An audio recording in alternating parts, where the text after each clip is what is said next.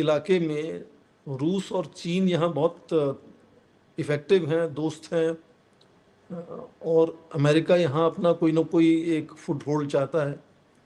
तो वो फुटहोल्ड कैसे मिलेगा? जैसे शेख हसीना ने कहा कि वो सेंट मार्टिन आइलैंड यदि दे देते अमेरिका को तो सरकार बनी रह जा सकती थी। या उससे पहले मई के महीने में उन्होंने कहा था कि ये ईस्ट बांग्लादेश और वेस्ट म्यांमार में एक छोटा ईस्ट तिमोर जैसा क्रिश्चियन स्टेट बनाने की कोशिश कर रहे हैं। उन्होंने एक गोरे के बारे में भी बात की था, कहा था कि कोई वाइट आदमी उनसे मिलना चाहता था, मिला था, कुछ कहा उसने। तो ये इतने बड़े कद के दो नेता ऐसी बात करें तो मुझे लगता है उसको हल्के में नहीं लेना चाहिए। उसके मुल्क निकलेगा जो अमेरिका की पॉलिसी है, वहाँ एक वो क्रिश्चियन स्टेट बनाना चाहते हैं वो बनाएंगे और वहाँ से वो चीन को बाकी सारी जगहों को कंट्रोल करेंगे। क्या वो अगर दूसरा मुल्क बनाते हैं, क्रिश्चियन मुल्क बनाते हैं, आपको नहीं लगता उससे इंडिया को भी और साउथ जो कि उस एरिया में रहते हैं उनको बड़ा खतरा होगा? खतरा होगा बिल्कुल। इसी वजह से चाइना, रूस, भारत, ईरान, पाकिस्तान सारे मुखालफत करेंगे उसकी। सर आने वाले टाइम के अंदर आपको क्या चाइना को उसको अमेरिका को नजर आ रहा था कि इंडिया पावर बन रहा, सुपर पावर बनने के रेस में दौड़ रहा है, तो क्या उसी को वीक करने के लिए, इंडिया को वीक करने के लिए काम तो नहीं हो रहा? ये भी हो सकता है।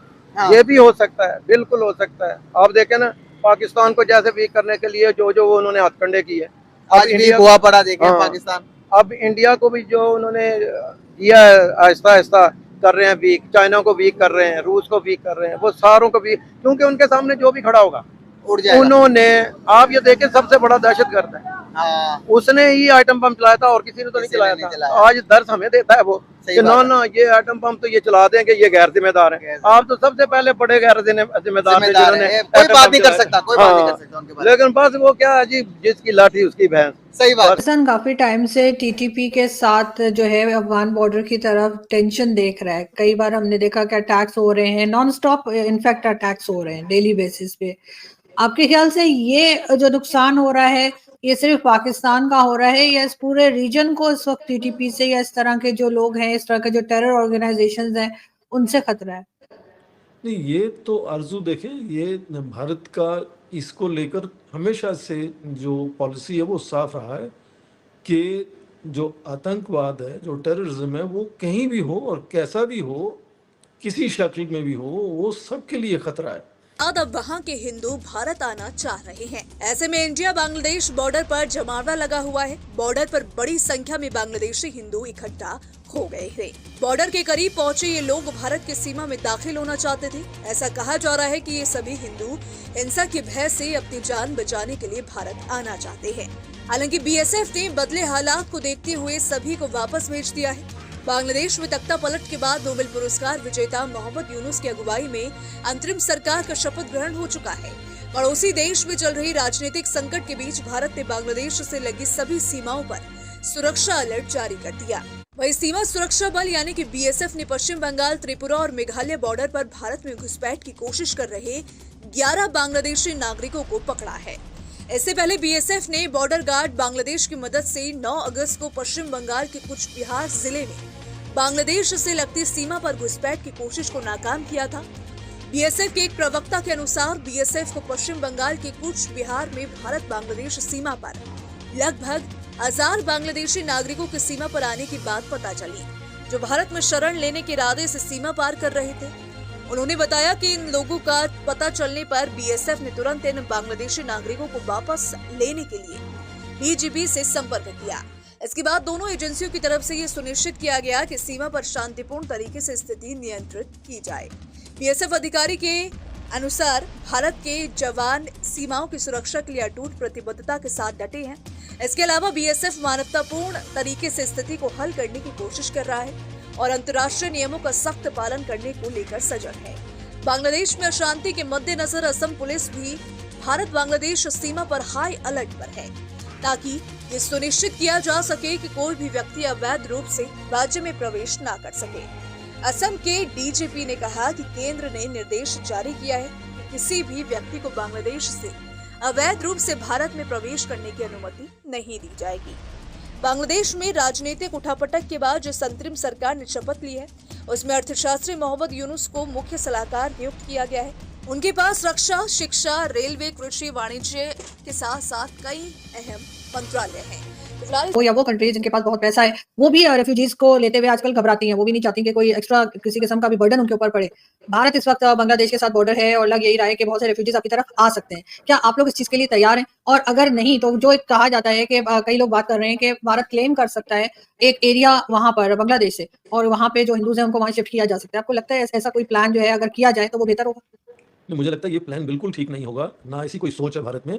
जो अंदरूनी जो टेरिटरी है बांग्लादेश की, उस पर पूरा जो सॉवरन अथॉरिटी है वो बांग्लादेश की सरकार की है। उसके अंदर कोई भी दूसरा देश जाके इस तरह का कोई एक जोन नहीं बना सकता। हाँ, वो खुद बनाना चाहें और उसमें भारत से कोई किसी तरह का असिस्टेंस चाहिए हो तो वो बात अलग है। बात आपने ये भी सही कही कि अब पूरी दुनिया में जब देखो कोई मुस्लिम को लेकर कोई परेशानी आती है किसी भी देश में, तो वो मुस्लिम जो उस वक्त परेशानी में हैं वो सोचते हैं कि बड़े जो ताकतवर मुस्लिम देश हैं उनको कुछ करना चाहिए, कुछ कहना चाहिए।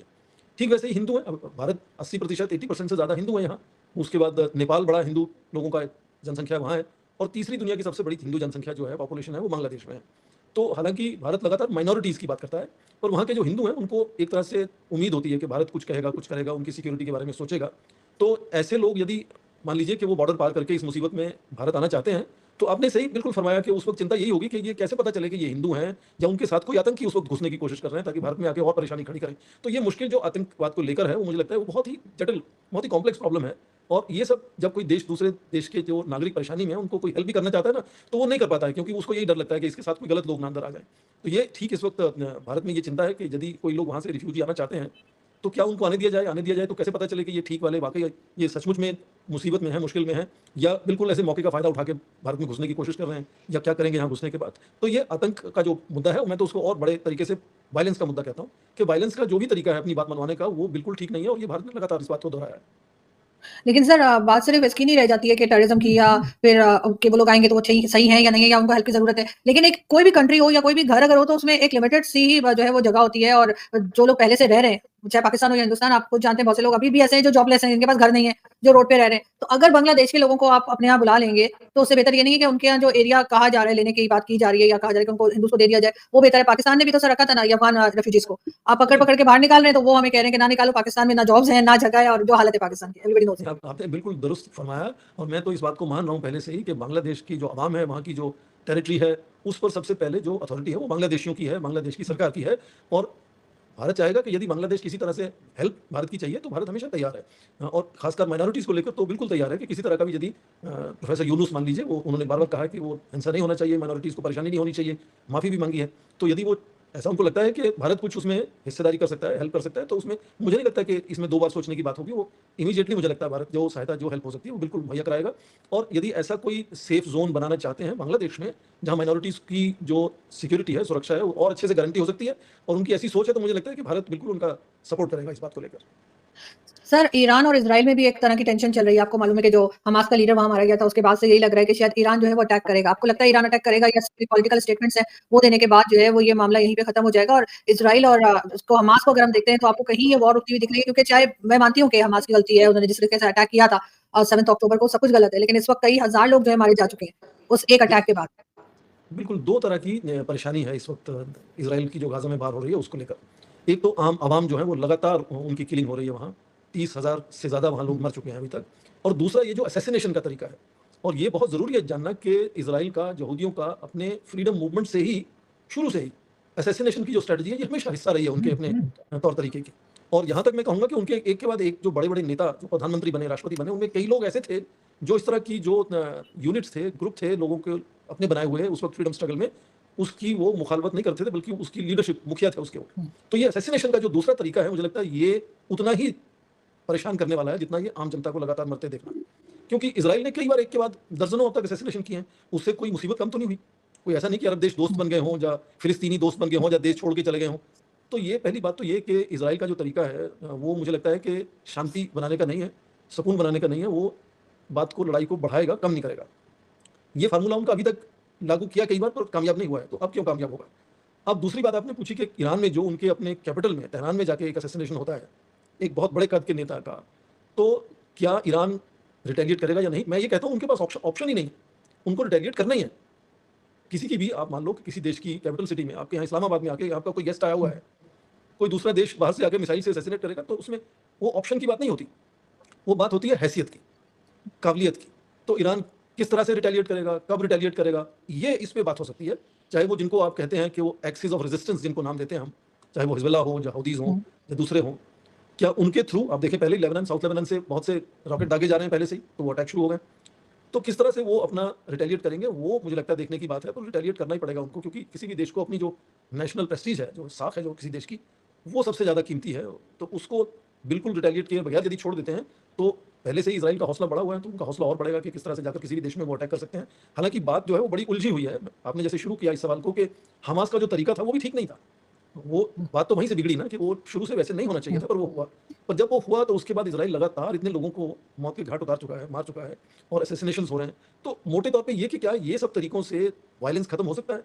मेरी समझ में इस तरीके से वायलेंस खत्म नहीं हो सकता। और जो शांति बांग्लादेश में हिंदुओं पर हमले हो रहे हैं। राणा दासगुप्ता, जो बांग्लादेश में रिलीजियस माइनॉरिटीज की एक संस्था को लीड करते हैं, उन्होंने कहा कि कम से कम 97 घरों और दुकानों पर अटैक हुए हैं और 10 मंदिरों को वैंडलाइज किया गया है। इसमें 100 से ज्यादा हिंदू जख्मी हुए हैं और कम से कम 2 आम हिंदू मारे गए हैं। म्यूजिशियन राहुल आनंद के घर पे भी अटैक हुआ और उनके 3000 हैंडीक्राफ्ट म्यूजिकल इंस्ट्रूमेंट्स आग में जल गए। बांग्लादेश आर्मी और पुलिस इन हमलों को रोकने के प्रयास में लगी हुई है। एक हिंदू रेजिडेंट गोविंद साहा ने ढाका ट्रिब्यून को बताया कि आर्मी के अलावा पॉलिटिकल पार्टीज, बीएनबी और जमात इस्लामी के लोग भी रात को उन्हें बचाने के लिए आए थे। बांग्लादेश के इंटरिम लीडर मोहम्मद यूनुस ने भी माइनॉरिटीज पर होने वाले इन हेनियस अटैक्स को कंडेम किया है। उन्होंने कहा कि कुछ लोग एंटी कोटा प्रोटेस्ट के उन सभी एफर्ट्स पर पानी फेरने की कोशिश कर रहे हैं, लेकिन इस बार फेल नहीं होना है। इन्होंने कहा कि हिंदू, बौद्ध और ईसाई परिवारों को बचाओ, ये हमारे भाई हैं, कोई इन्हें नुकसान नहीं पहुंचाएगा। और इतना ही नहीं, इन्होंने ये तक कह दिया कि अगर माइनॉरिटीज पर हमले नहीं रुके तो ये रिजाइन कर देंगे। किसी भी देश के लीडर से ऐसी ही उम्मीद होनी चाहिए कि वो सेक्युलरिज्म की राह अपनाए, वरना अगर किसी देश का प्रधानमंत्री रिलीजियस पॉलिटिक्स करने लगे, नफरत फैलाए, तो उससे ज्यादा घटिया इंसान कोई हो नहीं सकता। हजारों हिंदुओं ने ढाका और चट्टोग्राम में मैसिव प्रोटेस्ट रैलीज निकाली, ये डिमांड करते हुए कि उनके घरों, दुकानों, मंदिरों की सुरक्षा की जाए। नारे लगाए गए कि हम कौन, बंगाली बंगाली। उनके साथ हजारों मुस्लिम प्रोटेस्टर्स भी सॉलिडारिटी एक्सप्रेस करते हुए दिखे। अब इस सब वायलेंस में इंडिया का गोदी इकोसिस्टम झूठी खबरें फैलाकर हिंसा भड़काना चाहता है। एक से बढ़कर एक झूठी खबर फैलाई इन्होंने। ये देखिए, ये ट्वीट फेक था, ये खबर फेक थी। हिंदू क्रिकेटर के घर पर आग लगना फेक था, ये खबर भी फेक थी, ये वीडियो भी फेक था। ऐसी सेंसिटिव सिचुएशन में सच्ची खबरें दिखाकर लोगों को जागरूक भी तो कर सकते हो, लेकिन नहीं, ये लोग ये नहीं करेंगे, क्योंकि इनका असली मकसद है हिंदुओं के अंदर डर फैलाना। दुनिया में कहीं कुछ भी हो, इनका एक ही एजेंडा है कि हिंदुओं को खतरे में दिखाओ, मुसलमानों के खिलाफ नफरत फैलाओ। और इसका नतीजा हुआ है ये, गाजियाबाद में इन दंगाइयों ने कुछ लोगों के टेंटों पर आग लगा दी, उन्हें बांग्लादेशी करार करते हुए। सिंपल सी बात है दोस्तों, जो इन नफरती चिंटुओं के दिमाग में घुसती नहीं है कि कम्युनल वायलेंस को रोकने का सोल्यूशन कम्युनल वायलेंस नहीं है, उसका सोल्यूशन है सेक्युलरिज्म। इस मुद्दे पर एक बहुत बढ़िया डिटेल्ड वीडियो बनाया है आकाश बैनर्जी ने द देशभक्त चैनल पर, जरूर जाकर देखिए। भी है कि अमेरिका को भी इसमें इंटरेस्ट है। ये बताया जा रहा है कि वो चाहता है कि लड़ाई चलती रहे, क्योंकि जाहिर उसने अपने हथियार भी बेचने होते हैं और वो बार बार इजराइल को जो है वो रोकने की कोशिश नहीं कर रहा। उसने कहीं भी ये कहीं शो नहीं किया कि वो इजराइल को रोके के मजीद लोगों की जाने ना ले फलस्तीन में, या फलस्तीन की तरफ या हमास की तरफ भी कोई बात करे। ऐसा लग रहा है कि वो सिर्फ अपने वेपन्स बेचने में ज्यादा इंटरेस्टेड है। हाँ नहीं, आपने ठीक कहा। वेपन बेचने की तो बात है ही। दुनिया में 24 या 25% जो एक्सपोर्ट है वेपन्स का वो अमेरिका से होता है। तो उनकी जो इकोनॉमी है उसमें वेपन्स एक्सपोर्ट का बहुत बड़ा एक हिस्सा है, रोल है उसका। और उनका जो प्रेशर है वो बना रहता है पॉलिटिक्स पर। जब हम ज्यूज़ की बात करते हैं तो ज्यूज़ डायस्पोरा जो है वो अमेरिका में बहुत ही इन्फ्लुएंशियल है। चाहे जितने बड़े बड़े CEOs को देख लें, सक्सेसफुल बिजनेसमैन देख लें, पॉलिटिक्स में देख लें, ज्यूज़ हर जगह वो इंपॉर्टेंट पोजीशंस में है। और ज्यूज़ का जो डायस्पोरा है आपस में बहुत जुड़ा हुआ है, वो एक लॉबी की तरह से काम करता है। दुनिया में सबसे ज़्यादा इन्फ्लुएंशियल लॉबी ज्यूज़ की है। तो वो लॉबी भी बहुत इन्फ्लुएंशियल है। तो जो भी बड़े नेता हैं, चाहे वो डेमोक्रेटिक पार्टी को हो और या फिर रिपब्लिकन पार्टी के हों, और खासकर प्रेसिडेंट ट्रंप जब पिछली बार थे तो उन्होंने, आपको याद होगा कि अपनी जो एम्बेसी है वो जेरूसलम शिफ्ट कराने की कोशिश की थी। और उनका जो रवैया है वो इजराइल के साथ और भी साथ मिलकर आगे काम बढ़ाने का है। तो अब उनकी पूरी उम्मीद बन रही है कि वो शायद फिर दोबारा से वो चुने जाएंगे प्रेसिडेंट। तो उस उम्मीद में भी इजराइल का हौसला जो है वो लगातार बढ़ा हुआ है। और इस तरह के खास जो रिश्ते अमेरिका के ज्यूस स्टेट के साथ हैं, वो एक तरह से फिर उनको उनके साथ खड़ा होने पर मजबूर करते हैं। अमेरिका की मजबूरी ये भी होती है कि अपने दोस्तों के साथ यदि वो खड़ा नहीं होता, वो नजर आता, तो फिर बाकी जो दोस्त देश हैं उनको थोड़ी शक शुबा हो जाती है कि हमारे लिए भी मुसीबत में हेल्प करेगा अमेरिका या नहीं करेगा। तो कई बार उनको कुछ चीज़ें अच्छी ना भी लगें तो भी उनको वो ज्यूस की सपोर्ट करनी पड़ती है। और इस वक्त तो आप देख ही रहे हैं कि क्योंकि इलेक्शन चल रहे हैं अमेरिका में, और इस माहौल में नेतन्याहू बिल्कुल नहीं सोच रहे कि कैसे इस लड़ाई को रोकना है, वॉर को रोकना है। आप देखें, जब हाल ही में नेतन्याहू अमेरिका गए थे तो ऐसा खबरों में आया कि 55 बार उनको स्टैंडिंग ओवेशन मिला। और उन्होंने अमेरिका में जाके ये कहा कि मैं तो अपनी सिक्योरिटी के लिए नहीं लड़ रहा हूँ, मैं आपकी सिक्योरिटी के लिए लड़ रहा हूँ, क्योंकि ये आतंकी लोग केवल इजराइल को तबाह नहीं करेंगे, ये आपको भी तबाह करेंगे, इसलिए मैं आपकी लड़ाई लड़ रहा हूँ।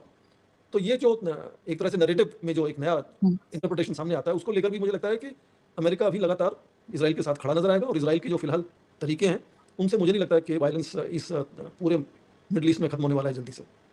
सर पाकिस्तान में जैसे गवर्नमेंट आती है ना, एक गवर्नमेंट आएगी वो कहेगी ट्रेड बंद कर दो भारत के साथ, दूसरी गवर्नमेंट आएगी ट्रेड खोल दो भारत के साथ। कहते हैं अमेरिका में ऐसा नहीं होता, वहां पे पॉलिसी एक ही रहती है, चाहे जो मर्जी गवर्नमेंट आए। आपका भी ये ख्याल है कि ऐसा ही है कि चाहे ट्रम्प की हो गवर्नमेंट या कोई और गवर्नमेंट आए, उनके लिए जो पॉलिसीज उन्होंने बना दी है हिंदुस्तान, पाकिस्तान या दूसरी कंट्रीज के लिए, आपके ख्याल से वो सेम वही रहती है या उसमें कोई चेंजेस आ सकते हैं? हाँ, आरज़ू, उसमें दो चीज़ें समझना जरूरी है। पहले तो ये कि जो डेमोक्रेसीज हैं, डेमोक्रेसीज में जो सरकारें चुनते हैं वो लोग चुनते हैं सरकारें, इसलिए सरकारों की जो पॉलिसीज़ हैं उनमें बहुत ज़्यादा फर्क नहीं आता, थोड़ा बहुत फर्क आता है।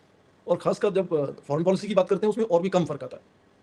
फर्क केवल फॉरेन पॉलिसी में यहाँ आता है कि आपका बात करने का तरीका थोड़ा सा अलग हो जाता है। जो बाइडन भी वही फॉरेन पॉलिसी निभा रहे हैं जो पहले डोनाल्ड ट्रंप निभा रहे थे। डोनाल्ड ट्रंप साहब का बात करने का तरीका अलग था, जो बाइडन साहब का बात करने का तरीका अलग है, बस ये फर्क है। और या फिर ये कह सकते हैं कि कुछ मुद्दे तेजी से आगे हो जाते हैं, कुछ मुद्दे ढीले हो जाते हैं, पर फॉरेन पॉलिसी मोटे तौर पर वही रहती है क्योंकि डेमोक्रेसी है। दूसरी बात, यदि कोई ग्रेट पावर है, जो बड़े बड़े देश हैं, बड़े बड़े देशों का जो तालमेल है वो पूरी दुनिया में 100, 150, 200 देशों से जुड़ा होता है। तो इतना ज़्यादा जो फैला हुआ फॉरेन पॉलिसी का जो पार्टनरशिप्स हैं दुनिया भर में, उनमें जल्दी से बदलाव बड़े देश नहीं ला पाते। तो इसलिए यदि कोई छोटा सा देश है और वहाँ डिक्टेटर है और दूसरा डिक्टेटर आ जाए, तो शायद वो अपनी विम्स एंड फैंसीज के नजरिए से कुछ चीज़ें अचानक उथल पुथल ऊपर नीचे कर सकता है। पर बड़े मुल्कों में और खासकर जो जमहूरियत वाले मुल्क हैं उनमें मुझे नहीं लगता है कि ये इतना आसान है कि फॉरेन पॉलिसी में कोई फर्क आए। वो अमेरिका पर भी लागू होता है, वो भारत पर भी लागू होता है। भारत में भी कोई भी पार्टी आ जाए, फॉरेन पॉलिसी मोर और लेस सेम ही रहती है। बिल्कुल ऐसा ही। लेकिन सर कई बार हमने सुनने में आया ना कि ट्रम्प ने कहा कि जब आ जाएंगे तो जो लोग आ रहे हैं अमेरिका में एंटर हो रहे हैं या इलीगल तरीके से आ रहे हैं या जो रेफ्यूजीज या कोई भी आ रहे हैं, क्योंकि उनको वो रोक देंगे। क्योंकि जो बाइडन के लिए तो ये कहा जाता है ना, बहुत से जो अमेरिका में लोग रहते हैं, जो पाकिस्तानी भी रहते हैं, वो भी कहते हैं कि उन्होंने हर तरफ से खोल दिया बॉर्डर और लोग आ रहे हैं। लेकिन ट्रम्प का कहना है कि नहीं, हम वो बॉर्डर बंद कर देंगे। इसलिए मुझे लगा कि शायद ये कुछ पॉलिसी चेंज करते हैं। नहीं, आपने ये मुद्दा बड़ा अच्छा उठाया, क्योंकि अक्सर जमहूरियत में, डेमोक्रेसी में जो इलेक्शन होते हैं उसमें जो स्पीचेस देते हैं नेता, स्पीचेस देने का मेन पर्पस ये होता है कि उनको कैसे ज़्यादा से ज़्यादा वोट मिल जाए। और एक के बाद आपने पाकिस्तान में देखा होगा, सब देशों में देखा होगा कि जब कोई भी नेता सरकार बनाता है तो फिर उसको वो भाषण थोड़े से भूलने होते हैं और कॉस्ट बेनिफिट देखना होता है कि क्या काम करने से फ़ायदा होने वाला है, क्या काम करने से नुकसान ज़्यादा होने वाला है। तो पिछली बार भी बहुत ये मुद्दा उठा था कि भाई जितने भी इमिग्रेंट्स हैं उन पर सारी रोक लग जाएगी वगैरह वगैरह। आपने देखा कोई खास फर्क नहीं पड़ा। पहले भी तो 4 साल डोनाल्ड ट्रंप थे राष्ट्रपति। तो मोटे तौर पे कोई भी देश, और खासकर जो तरक्कीशुदा देश हैं, जो डेवलप्ड कंट्रीज हैं, वो चाहते हैं कि हमारे पास जो लोग बाहर से आए वो थोड़ा कुछ वैल्यू एडिशन, हमारा फायदा हो उनके आने से, क्योंकि वो डेवलप्ड कंट्री में जा रहे हैं किसी गरीब कंट्री से, तो क्या वो काबिल हैं, उनकी स्किल्स क्या है, एजुकेशन लेवल क्या है, कितने प्रोफेशनल हैं वो। तो उनका ये कोशिश रहती है कि जो ऐसे लोगों को अंदर आने दिया जाए, क्योंकि उनके पास चॉइस है, बहुत लोग आना चाहते हैं तो वो चुन सकते हैं कि कौन आए कौन नहीं आए। तो फिर वो बार बार कहते हैं कि जो क्रिमिनल्स हैं, जो कोई आतंकी हैं, जो कोई बेकार आदमी है, वो अंदर नहीं आना चाहिए। ऐसी कोशिश वो करने की हमेशा उनकी सोच बनी रहती है। और वही बात फिर से डोनाल्ड ट्रंप कह रहे हैं। और पॉलिटिक्स में तो आप देखो कि वो खुद इमिग्रेंट है, उनकी वाइफ इमिग्रेंट है, और वो लगातार ये इमिग्रेंट्स के अगेंस्ट की बात करते रहते हैं। तो कभी कभी हम लोग उसको जुमलेबाजी भी कहते हैं कि आप कहने को कुछ भी कह देते हैं, पर आप जब सरकार बनाएंगे तो फिर आप ठीक से सोचेंगे कि आपकी इकोनॉमी जो है वो तो इमिग्रेंट्स ही चला रहे हैं, और इमिग्रेंट्स की वजह से आपकी इकोनॉमी चल रही है। और इमिग्रेंट्स को आप नहीं आने देंगे तो फिर आपकी इकोनॉमी और भी रिसेशन में चली जाएगी, जो पहले से रिसेशन में जा रही है। तो ये सब बातें कहने की हैं, इलेक्शन में कई बार ऐसी कही जाती हैं। हाँ, कुछ हद तक उसका असर होता है, पर ऐसा नहीं कि बिल्कुल वैसे ही सब इमिग्रेशन बंद हो जाएगा प्रेसिडेंट ट्रंप यदि व्हाइट हाउस में आते हैं। तो मुझे लगता है कि ये स्पीचेस के लिए ठीक है, जब सरकार बनेगी तो सोच और अलग हो जाएगी। बिल्कुल ऐसे ही।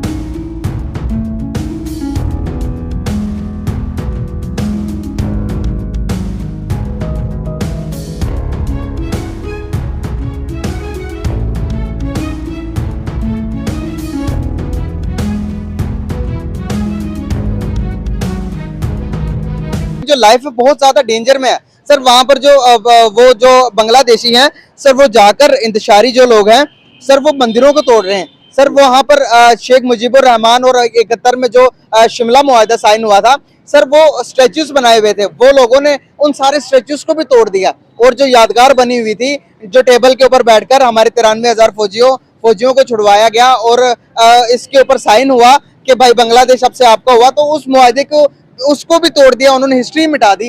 कैसे देखते हैं आपके ये किस तरफ जा रहे हैं हालात? में हिस्ट्री ये मिटाने की वजह भी ये है ना कि उन्होंने कहा कि ये शेख हसीना और इस पूरे खानदान की हिस्ट्री को खत्म किया है, ठीक है ना। और उस हिस्ट्री को खत्म करने के लिए वहाँ आपको पता है मुजस्मे थे, यहाँ ये आप देखें, यहाँ पाकिस्तान में भी जब ये जुलूस जलास निकलते हैं तो फिर मॉब को कोई नहीं रोक सकता, ठीक है ना। मुजीबुर रहमान के पुतले को भी तोड़ दिया, वो मैं यहाँ हमारे शोधा को तोड़ दिया था, ठीक है ना। आप यहाँ देखें, इसी तरह जिस जगह पे भी ऐसी शोरश शुरू हो जाती है, भगत सिंह के भी पुतला बना था उसको भी तोड़ दिया। मैं कहता हूँ जहाँ भी शुरू होगा, जो सारे शऊर वाले तो नहीं होते लोग, सही बात उसमें जो तहरीक में लोग वो मॉब चल रहा है, उसमें शऊर लेवल किसका कितना है, किसका कितना है। हाँ सही बात तो है। जिसका जो शऊर आया, जो सामने आया, एक ने पत्थर मारा तो सारे मारना शुरू, भेड़ चाल होती है। सही ठीक बात है सर। पूरी दुनिया के अंदर प्रोटेस्ट हो रहे हैं। इंडिया के प्राइम मिनिस्टर नरेंद्र मोदी ने भी इसके ऊपर बयान दिया कि भाई मैं अपील करता हूं, जो कि अभी यूनस आए हैं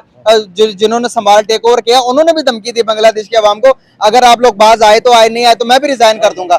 मैं इन हालात को नहीं देख सकता, इन सारे हालात सिचुएशन को। दुनिया पूरी क्या माइनॉरिटी सेव है?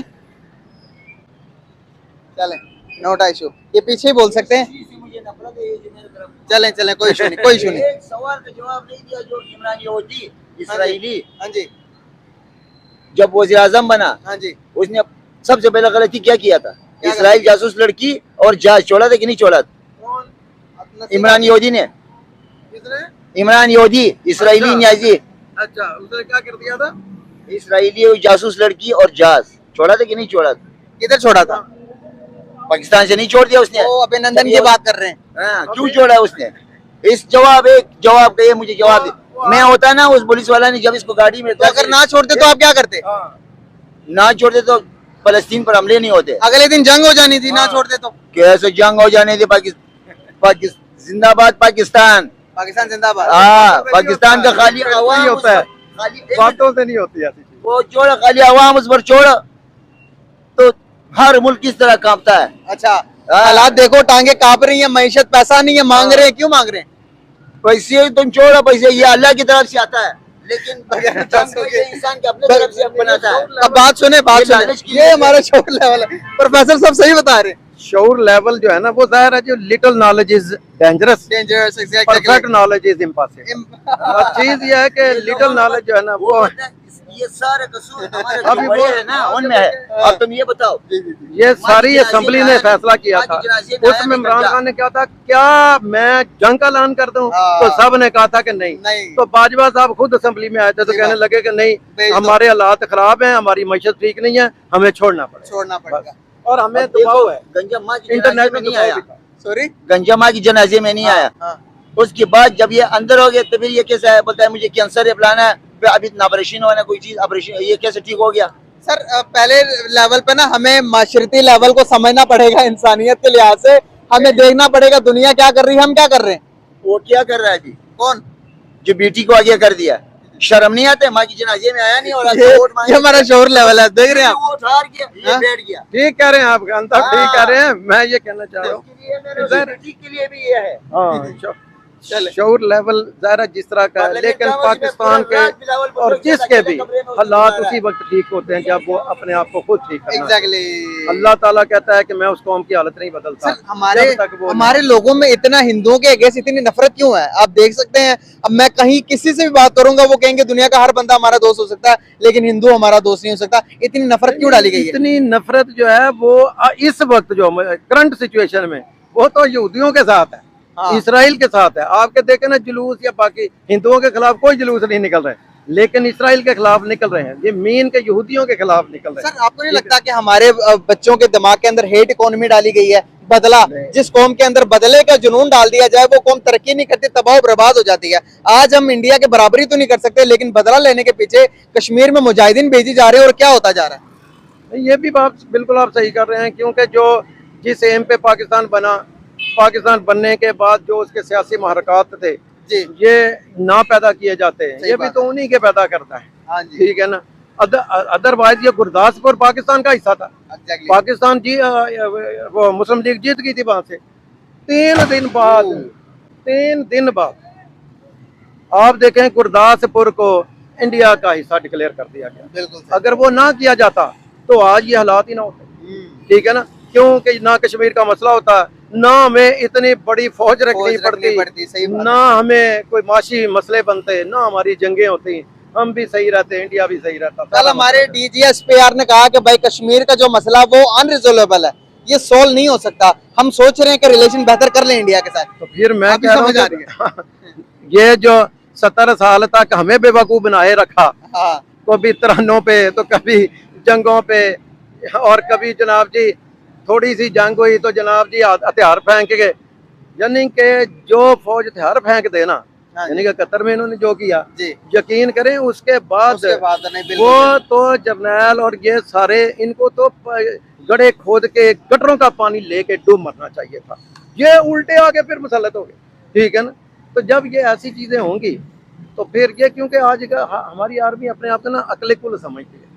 हम भी कहते हैं कि ठीक है, आर्मी का बड़ा एक यानी कि ज़ाहिर डिफेंस उनका है, बिल्कुल हर चीज उन्होंने करनी होती है, लेकिन जिसका काम है उसे भी तो करने को दिया। सांझे अब आप देखें ना, ब्यूरोक्रेसी है उसका अपना काम है, उसे करने दिया जाए, अदलिया का अपना काम है, उसे करने दिया जाए। और मैं आज आखिर में ये कहना चाह रहा हूँ कि पाकिस्तान की अदलिया ठीक हो जाए, सारा कुछ ठीक हो जाए। वहाँ पर बांग्लादेश के अंदर क्या हो रहा है कि सर हिंदू जो है वो टारगेटेड हो रहे हैं, टारगेट किया जा रहा है। 1.5 करोड़ हिंदू है वहाँ पर, उनके साथ बड़ा जुल्म हो रही है। पूरी दुनिया हाथों में बैनर उठाकर ऑल आइज ऑफ बांग्लादेश के नारे लगा रही है। वहाँ पर जो हिंदूस के स्टैच्यू, हिंदूस जो है सर उनके मंदिर तोड़े जा रहे हैं। और एक और चीज बताना चाहूंगा, 71 की जो जंग हुई थी जिसमें एग्रीमेंट हुआ था पाकिस्तान और इंडिया के दरमियान, सर उस एग्रीमेंट के पुतले बनाए गए थे यादगार की सूरत में, सर उसको भी तोड़ दिया गया आवाम की तरफ से। क्या कहेंगे? ये तो अच्छा है ना, हिंदुओं का अच्छा हो गया, हिंदुओं के साथ अच्छा हुआ? अच्छा हुआ है सर ऐसा क्यों बोल रहे हैं आप? नहीं तो वो जो पाकिस्तान जब बना था उसके बाद क्या हुआ था। अच्छा, बाकी वो अल्लाह ताला की जो मर्जी वो मंजूर है अल्लाह ताला को। सर अल्लाह ताला को तो इंसान इक्वल है ना सारे, बिल्कुल। तो फिर हम लेकिन कौन वो होते हैं? जब जुर्म किसी के ऊपर होता है दूसरे पर भी होता ही है क्या ना। जुल्म किया उन्होंने? किसने? हिंदुओं ने। तो पहले किया होगा जब पाकिस्तान के टुकड़े हुए थे। क्या जुल्म किया, कोई इन्फॉर्मेशन है? मुझे इतना नहीं है। सर सुनी सुनाई बातों पर देखें, अगर को फॉर एग्जांपल जो आपने बात की है कि अभी कोई हिंदू खड़ा होकर ये कहता, आपके सामने खड़ा होकर कहता जो फलस्तीन में इसका मुसलमानों के साथ हो रहा बहुत अच्छा हो रहा है, वो भी जुल्म हो रहा है। अगर वो हिंदू ये कहे वो जो फलस्तीन के साथ जो हो रहा बहुत अच्छा हो रहा, तो आप क्या कहते? आपको गुस्सा आता ना, बुरा लगता ना आपको? सेम एज इट इज अभी जो आपने बात की कि हिंदुओं के साथ जो बांग्लादेश में हो रहा अच्छा हो रहा, तो हिंदू को देखेगा ये वीडियो। इंडिया में हिंदू और मुसलमानों के साथ क्या हो रहा है वो आपको पता ही है ना। सर आप बताएंगे तो पता क्या कितना वो मारते हैं मुसलमानों को, ये नमाज नहीं पढ़ने देते, जुल्म करते हैं। सर अगर मुसलमानों की कंडीशन में आपको वहाँ के बताऊं तो सर टॉप 10 रिच पर्सन में से 3 या 4 मुसलमान है, और अगर बॉलीवुड में देखेंगे सारे मुस्लिम है। मुसलमानों के वहाँ पर अपने कारोबार है। क्या मौजूदा सिनेरियोस में पाकिस्तान के अंदर रहते हुए हमारे साथ जो हो रहा है वो बढ़कर नहीं है जुल्म जो दूसरे मुल्कों में मुसलमानों के साथ हो रहा है? वो तो है ही। तो यहाँ पर मुसलमान कर रहे हैं, वहाँ पर तो इतना नहीं हो रहा होगा जितना हो रहा है। उसमें अल्लाह ताला की अपनी रहमत करें, बहुत शुक्रिया। सर एक मिनट रुके ना, अभी यहाँ पर आप आधी बात करके तो जा रहे हैं। रुके बच्चे, एक मिनट लगेगा। जिस तरह से हम यहाँ पर बैठकर किसी के बारे में, लोगों के बारे में बुरा बयान देते हैं, ये सही बात है? नहीं देनी चाहिए। क्या करना चाहिए? अच्छा बयान देना चाहिए, साफ सुथरा बात। क्या बयान देना चाहिए? सबको अल्लाह ताला बेहतर करे, अल्लाह ताला सबके रहमत करे। जो आपने अभी हिंदुओं के बारे में बात की, अगर हिंदू नहीं ईसाई होते तो भी मुझे बुरा लगता है यार कि मेरा पाकिस्तानी होकर किसी के बारे में मेरे नबी ने क्या किया, दूसरे को नहीं करना चाहिए। आपको सर शेख हसीना को वहां से निकालने के बाद जो वो बांग्लादेशी अवाम है सर, अब उसे वज़ीर-ए-आज़म हाउस के अंदर जाकर शेख हसीना के अंडर गारमेंट्स की निकाल के झंडियां बनाकर वो सारा कुछ आपने देख लिया होगा। सर अभी हिंदुओं की लाइफ डेंजर में वहां पे, हिंदू जो है वो भागने की कोशिश कर रहे हैं इंडिया की तरफ, लेकिन इंडिया के अपने सिक्योरिटी इश्यूज होने की वजह से अभी उन्होंने अपने बॉर्डर्स के पास रोका हुआ है हिंदुओं को। सर क्या कहना चाहेंगे, हिंदू भी तो इंसान है। हाँ बिल्कुल। अभी मैं आपको बताता हूँ कि ये जो है ना बांग्लादेश, इसके साथ साथ के जितने एरियाज हैं, जितने कंट्रीज हैं, उनमें भी आज़ादी की तहरीक जो है ना वो दम उठा रही है। बांग्लादेश के अंदर, बांग्लादेश के इर्द गिर्द के कौन से, मसलन ये जो है अपना ये तमिलनाडु है, या इस तरह के जो इंडिया के अंदर श्रीलंका है। अच्छा, ये क्या है कि उसको ना इंडिया सपोर्ट करता है, ठीक है ना। अब वो कहते हैं कि अगर हम ये सारा कुछ इंडिया कर ले तो हम पे ब्लेम लग जाएगा, इसलिए वो थोड़ा सा ना वो उन्होंने कुछ स्टॉप किया हुआ है, वो खुल के नहीं आ रहे। हो सकता है उनका हाथ हो बांग्लादेश में बनाने का, उनका हाथ था। 20 साल बाद मोदी ने तो मान लिया था ना कि वो हम ही थे जिन्होंने ये बनाया था बांग्लादेश बनाया था। तो मैं ये कहना चाह रहा हूँ कि ये जो है अभी जो कुछ ये सामने हो रहा है उसके से थोड़ा सा वो हिंदुओं को और ये ले लेंगे, वो हसीना को भी ले देंगे, दे देंगे वो उसको, वो जो है सियासी बना, ठीक है ना। लेकिन अभी वो नहीं दे रहे, तो थोड़ा सा ना वो देख रहे हैं। वो तो कहते हैं ना तेल वे को तो तेल दी तार, चीज देख वो देख रहे हैं ऐसे, अदरवाइज जरूर कर देंगे वो। एग्जैक्टली, ठीक है ना।